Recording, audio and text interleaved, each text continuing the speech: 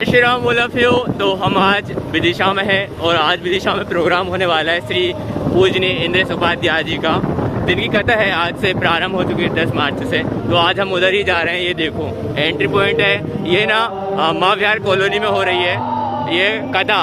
तो आपको ले चलते हैं, दिखाते हैं आज का यहाँ पे क्या प्रोग्राम है। आज कलश यात्रा थी, वो तो हो गई, हम लेट हो गए हैं। ये देखो पंडाल, यहाँ पे पंडाल देखो यार।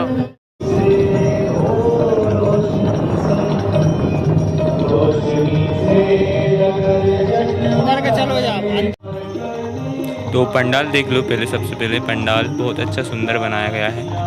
देखो जरा पंडाल दिखाता हूँ अभी मैं।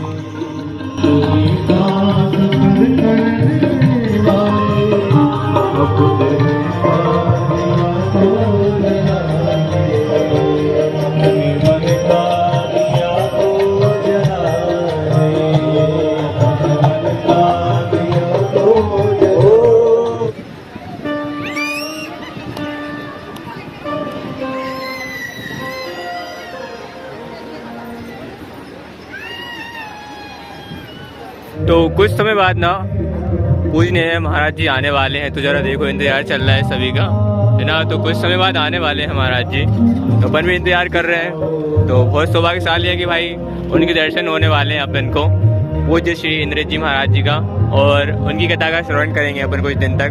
तो आप भी एंजॉय करना, सब्सक्राइब कर देना, लाइक कर देना, कमेंट कर देना। कुछ समय बाद वो आ रहे हैं, तो आप भी दर्शन करो और एंजॉय करो इस भागवत को।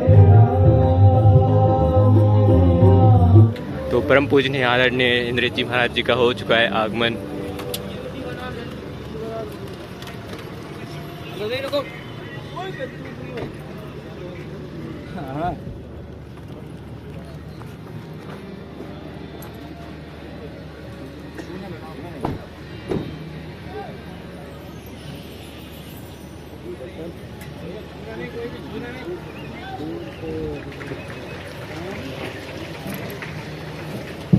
आप सभी अपने यथा स्थान पर खड़े होकर उद्पाद महाराज श्री मंच पर पधार रहे हैं। जोरदार करतब ध्वनि के साथ पूज्य महाराज श्री का स्वागत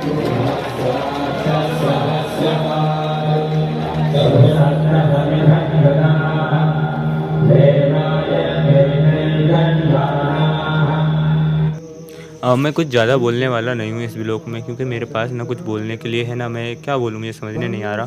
इसलिए ना आप लोग सभी इनको सुनो, एंजॉय करो इस वीडियो को, भागवत को एंजॉय करो, थोड़ा पुण्य कमाओ, ठीक है। मैं भी कमाता हूँ सुनकर ना। तो सुनो, सब्सक्राइब वगैरह सब कर देना, ओके।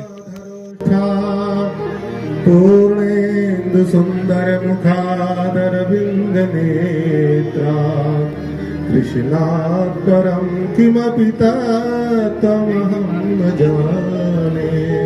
श्री बालकृष्णाय नमः, नंदनंदनाय नमः, श्री पुराण पुरुषोत्तमाय नमः, श्रीमद्भागवतं पुराण तिलकं यद् वैष्णवानां धनं यस्मिन् पारमहंसमेव ममनं ज्ञानं परं गीयते यत्र ज्ञान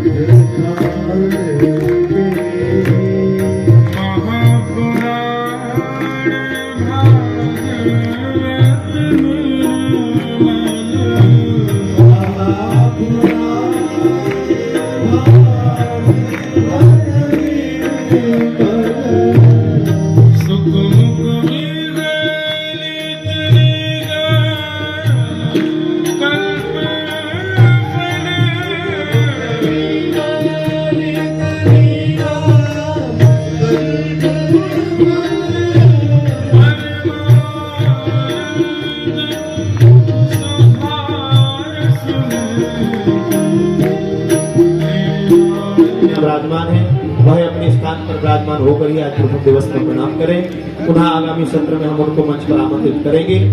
आज प्रथम दिवस है और हम और आप शीघ्र उस कथा के रस में जाना चाहते हैं। इस कथा की बहुत काल समय से हमें प्रतीक्षा थी और हम प्रार्थना करेंगे बाबा विश्वनाथ, बाबा महाकाल की नगरी से पधारे हुए हमारे समस्त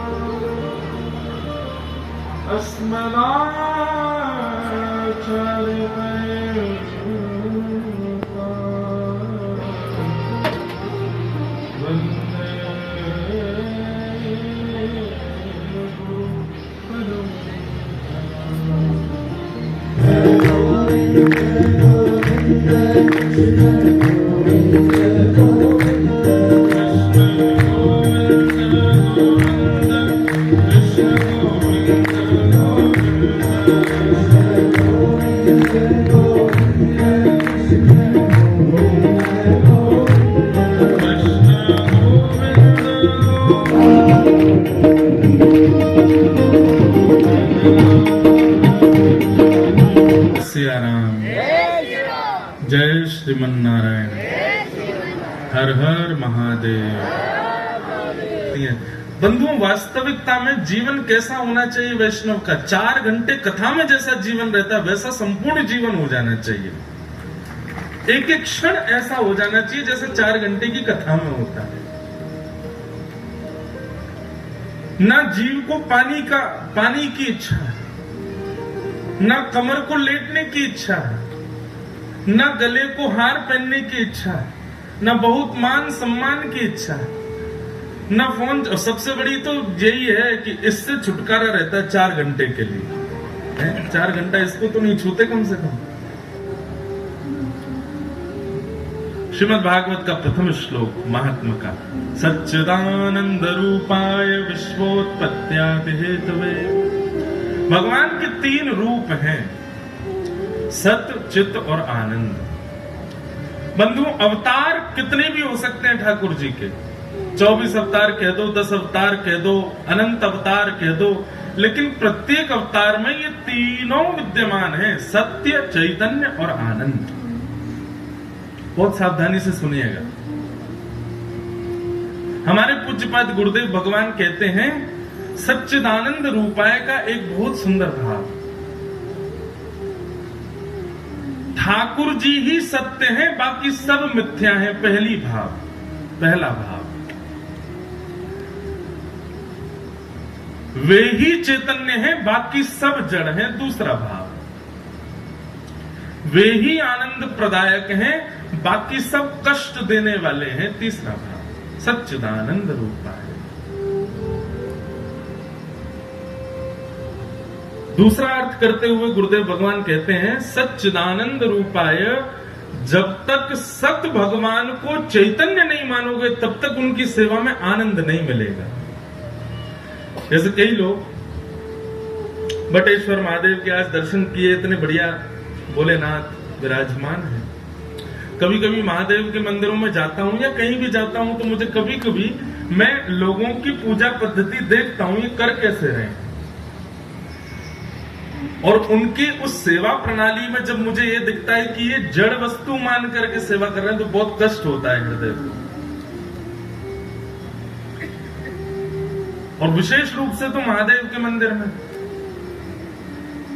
मतलब शिवलिंग विराजमान है तो बस उनके ऊपर जल चढ़ना चाहिए, उनकी जो है बढ़िया जोर से मसाज कर देते हैं, ऐसी जोर से हाथ फिराएंगे उनके ऊपर। कई लोग तो अपने अंगूठियां भी नहीं उतारते, बेचारों के हाथ पांव छिल जाते होंगे भोले बाबा के। कभी कभी मन में भाव आता है कि ये दोष हम क्यों करते हैं, क्योंकि हमने उनको चैतन्य माना नहीं है। अपने गोपाल जी की सेवा में, घर के ठाकुर की सेवा में अपराध हमसे क्यों बन जाते हैं, क्योंकि हमारे भीतर चैतन्य भाव नहीं है। चैतन्य का मतलब क्या होता है? जैसे हम व्यासपीठ पे बैठे हैं, बटुक जी ने तो एसी लगवा रखे हैं यहाँ पे। क्यों लगवा रखे हैं? क्योंकि उनको पता है कि व्यास जी चैतन्य है, उनको गर्मी लग सकती है। अगर मैं जड़ हूं, मैं मूर्ति हूं, तो इनकी आवश्यकता नहीं है।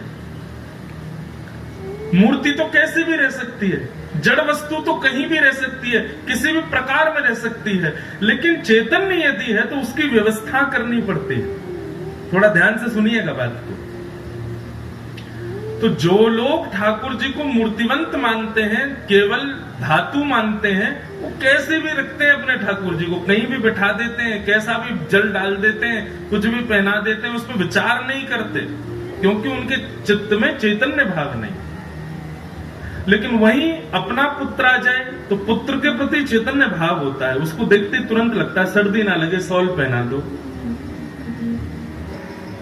माई मेरे श्याम लगो संग डोले, माई मेरे श्याम लगो संग डोले। तो संग ही संग रहेंगे ठाकुर जी। कितनी बार हमको ऐसा अनुभव हुआ कथाओं में,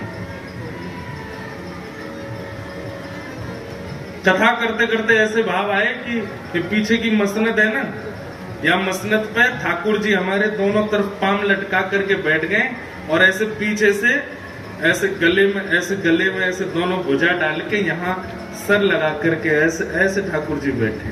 कितनी बार ऐसा अनुभव होता है। ये अनुभव बताने के विषय नहीं है, क्योंकि जब ये अनुभव कथा में बता दिए जाते हैं फिर ठाकुर जी अनुभव देना बंद कर देते हैं। अष्ट सखाओं ने कहा है कि प्रेम के स्वभाव को, ठाकुर जी के अनुभवों को ज्यादा प्रचार मत करो, नहीं तो वो अनुभव कराना बंद कर देते हैं। प्रेम बताने से प्रेम घटता है, पर हम व्यास हैं, कई बार हमको कथाओं में बताना पड़ता है ताकि श्रोताओं का विश्वास बढ़े। आपका विश्वास बढ़े इसलिए बता देते हैं, लेकिन फिर हम 6-7 महीने के लिए वंचित हो जाते हैं, ठाकुर जी फिर अनुभूति नहीं कराते। पर हम कहना चाहते हैं भैया, ऐसे अनुभव तभी होते हैं जब आप ठाकुर जी को चैतन्य रूप मानते हैं। तो सच्चिदानंद रूपाय, वो सत परमात्मा है। एक बात हमेशा याद रखिएगा, ओम तत्सत, ये 3 शब्द सदैव ब्रह्मवाचक होते हैं।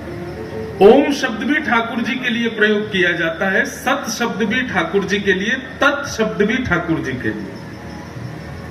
तो सच्चिदानंद रूपाय, सत यानी कि परमात्मा में जब आप चैतन्य बुद्धि रखोगे, उनको जड़ नहीं मानोगे, तो उन्हीं की सेवा, उन्हीं की उपस्थिति तुमको आनंद प्रदान करेगी। सच्चिदानंद रूपाय विश्वोत्पत्त्यादि हेतवे। और कौन है वो सच्चिदानंद रूप? बोले विश्व की उत्पत्ति करना, पालन करना, संहार करना, ये 3 क्रियाओं में जो व्यवस्थित है। बंधुओं, ठाकुर जी का स्वभाव कैसा है? छोटे से बालक के जैसा। मिट्टी का एक घर बनाया, घर बना करके उसकी रक्षा करी, कोई इस पे चढ़ ना जाए, कोई इसको तोड़ ना जाए। 2-4 दिन रोज उसको जा करके देख रहे हैं कहीं से इसमें कोई दिक्कत ना आ जाए। एक दिन मन आ गया तो अपने पैर से ही घर तोड़ दिया।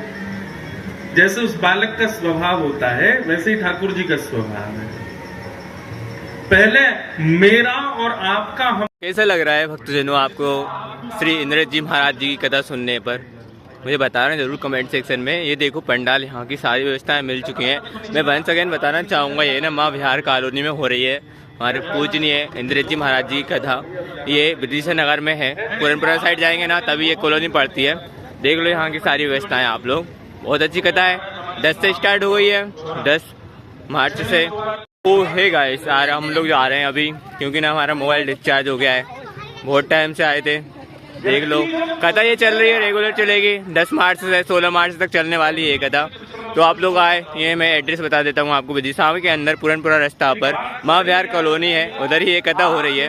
तो देख लो ये कथा का पंडाल है। बहुत अच्छी कथा करते हैं हमारे श्री पूजनीय इंद्रजीत जी महाराज। उनकी वाणी में दिव्य है यार, क्या ही तो जादू है उनकी वाणी में, है ना। तो आप लोग आओ कभी भी यहाँ पर दर्शन कर लीजिएगा।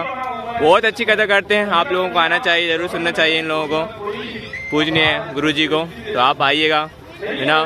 तो आज के व्लॉग यहीं पे ख़त्म करते हैं, मिलते हैं बहुत जल्दी नेक्स्ट व्लॉग में, और आते रहेंगे। अभी ये तो पहला ही व्लॉग है, कलेश यात्रा का नहीं कर पाए, अभी चलते हैं घर पे, है ना।